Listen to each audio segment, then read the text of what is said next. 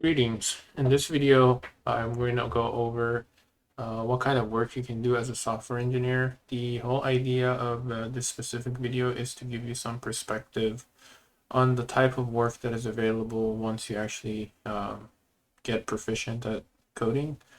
It's good to have a vision of the of what's waiting at the end of the line, and you don't need to actually make any decisions based on this video, but it's something to keep in mind.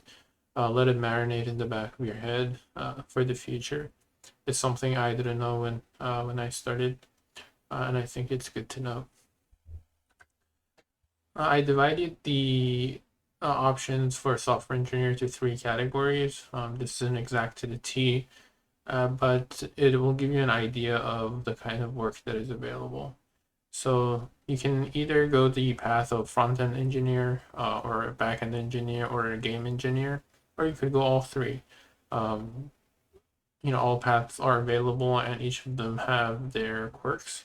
So we're going to go over each of them a little bit. So when it comes to front end, you're usually designing the front facet to any program. So whenever you open an application on your phone, whatever you're seeing there, the design, the colors, the shapes, everything is designed by a front end engineer.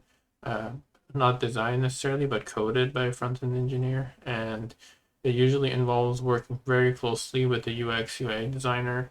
So usually the way it works is that they give you some mock-ups and some designs of how they want the application or the website to look like, and then it's your job as the front-end engineer to bring that to life in code. So that's one aspect of it. There are some other aspects to it as well. It's not just that, like you create forms, you gather data that the user inputs, and then you take that data and then you pass it on to the backend, which we're going to talk about in a minute here. So that would be front end engineering. I have little experience. It's not one of the areas I like too much, but a lot of people do like it. So now we move on to backend engineering. Now, as a backend engineer, you're focusing on the logic behind the scenes. So you're not too worried about the art design and the interface that the user is actually using, but you're more focused on what is the actual logic that's happening, what's the business logic of the program.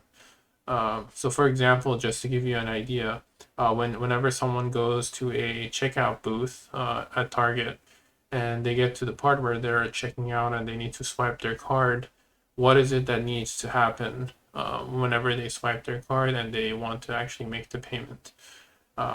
So for example, the front-end engineer has coded all the everything that you see whenever you're checking out, the flow and everything. But what happens when the user actually swipes their card and the front end passes you all the information, for example, their name, their customer number, and their card that they swiped. So for example, you need to check, if the card is valid, contact the bank, make sure the card is valid, there's enough funds, deduct that much amount of money, ask the bank to deduct that much money, create a receipt, etc., etc. So all that logic is something that would be coded by a backend engineer, and so there's a lot of code and not much art. So if you're more of a fan of just writing code and not interfacing with design and art and stuff like that, backend is good. This is one of the areas I like more. The last one that I want to actually talk about is a game engineer. I call this game engineer, but it's much more than that. It's not specific to games anymore. It used to be more of a game thing, but now with the introduction of headsets, virtual reality, augmented reality, it's much more than just games. So don't let the name misguide you.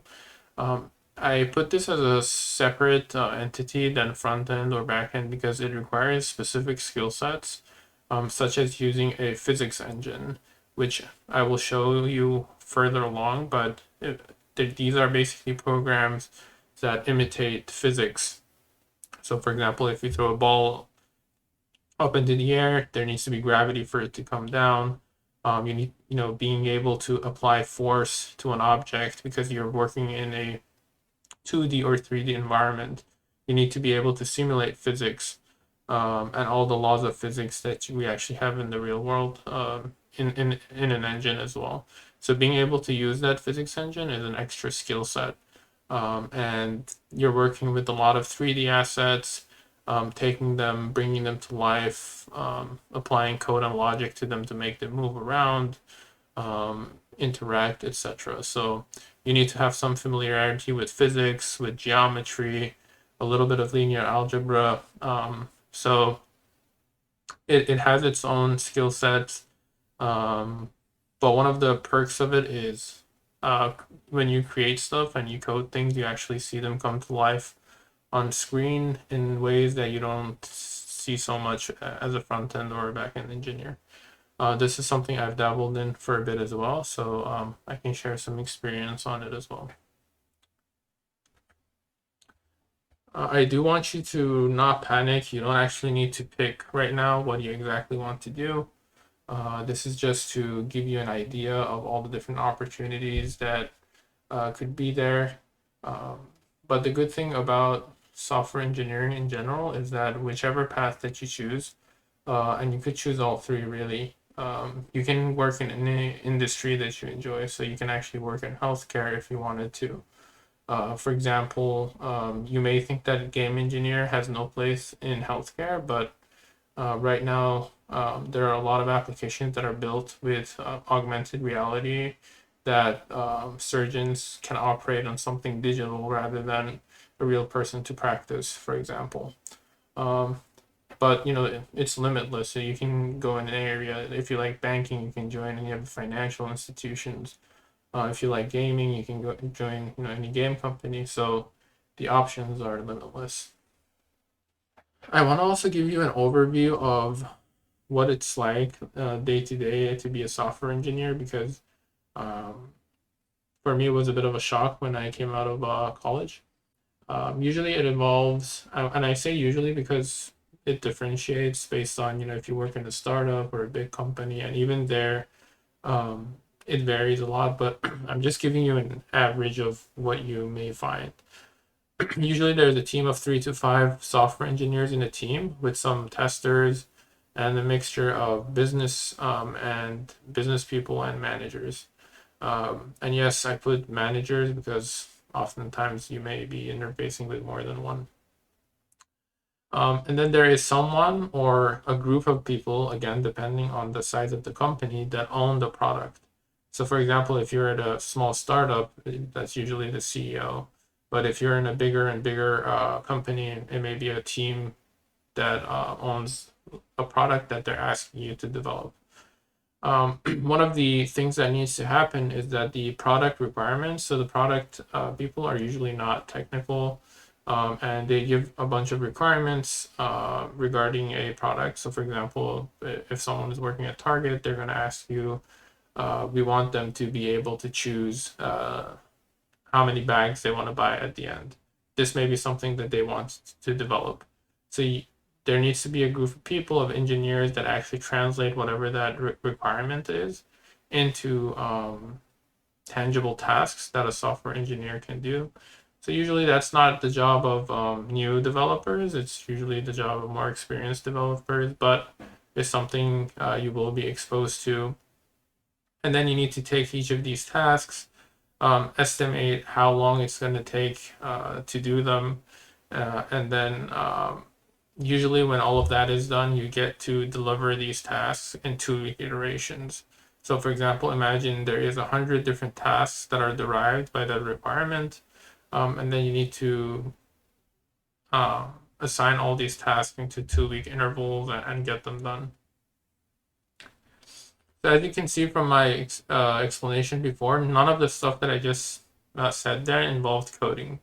And I did this on purpose because I want you to see that the day-to-day job is not necessarily you coding for 6 to 8 hours a day. Usually there's a lot more other stuff that's involved.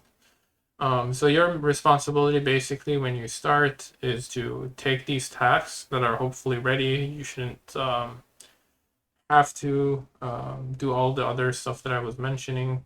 But you should usually take the task and you need to understand the requirements. So if you look at the picture at the right, there's usually a board similar like this in a software where you have like the to-dos and you have in progress and then a testing column and done. So your job is to look into the to-do list, whatever task that's assigned to you. You need to read the requirements and then see if it makes sense. If there are questions for you, you need to resolve them. And usually that involves either talking with one of your managers, whoever is leading your team. Then you may have to end up talking with one of the product people or business people to clarify things. So being able to communicate properly is pretty important. Then at that point, you can finally move that tasks into in progress and actually code. Um, so after all of that, you can actually start coding. So at this point, it's pretty relaxed. You sit back, you grab a cup of coffee or whatever else you like to drink, and then you just code and finish the task. This is the easy part of the job, I think, as a programmer. Then when you finish, well, obviously you have the responsibility to finish the task on time. Sometimes that's not possible and you need to communicate that. But for the most part, the expectation is that you deliver on time. And then once you finished with your task and you're pretty sure that it's in good shape, you put it in testing. And when testers find issues, they will pass it back to you, report the issues, and you need to either resolve them or tell them that this issue is not valid. Both are possible. And the last thing you need to be able to do is to explain technical things in a language that a non-technical person can understand. So if you're lucky, the manager or the business person that's working with your team understands technical things to some extent, but most of the time that's not the case. So you need to be able to explain something that is wrong or something that is ambiguous to someone who doesn't know technical terms. And this skill set is very important. Whoever has this kind of communication skill can shine a lot in the software industry. The last thing I want to point out is that whatever that I just explained is very different in startups versus big companies. So a lot of times when you join a startup, especially if it's a newer startup with a smaller team, things are less structured, there's less processes involved, and you have direct access usually to, for example, the CEO who is the product owner. Um, and so in that case, it's a bit more fluent, it's a bit more easier to not get stuck in meetings and paperwork and all of that. But at the same time, it's much more intense. You usually have to wear more than one hat, and usually requires more hours whenever you're working in startups. And obviously, the financial stability is also another concern with startups. Whereas with big companies, there's really big teams, a lot of teams, and usually you're dealing with a lot of managers, a lot of business people, a lot of product people. So um, I could say there's a lot more probably meetings. Again, it depends on the company, but on average, I would say there's much more paperwork or meetings and all of that in big companies. So it's something to keep in mind. And with that, I would like to conclude this video. In the next one, we're going to actually start focusing on learning code. We're going to start with variables, functions, and classes, and then we're going to write our first program. Thanks for watching.